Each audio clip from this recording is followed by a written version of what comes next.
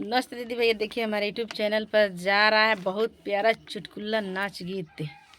चुटकुला नाच गीत जा रहा है, आप लोग देखिएगा फुलवाज में। बहुत सुंदर है, बहुत सुंदर है। गर्मी में टप टप चू रहा है देखिए गरम हो रहा है पसीना। वैसे ही हमरा।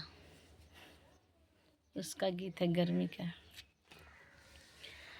टप टप चुआता पसीनावा हो राजा जेठ के महीनावा। टप टप चुआता पसीनावा हो राजा जेठ के महीनावा। जेठ के महीना राजा जेठ के महीनावा। आवा नाई बेनिया डोलाई दा हो राजा जेठ के महीनावा। आवा नहीं बेनिया डोला दा हो राजा जेठ के महीनावा।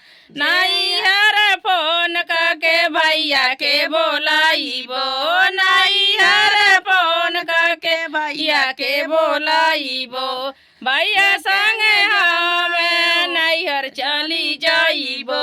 भैया संगे हमें नैहर चली जाइबो। सखी संगे हमाई खेलबो कूदबो राजा अपने नैहरावा।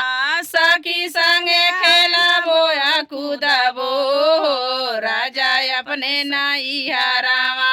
माई संगे आंगना में सुतबो राजा लगिया पुरुआ पछुआ के हौआ।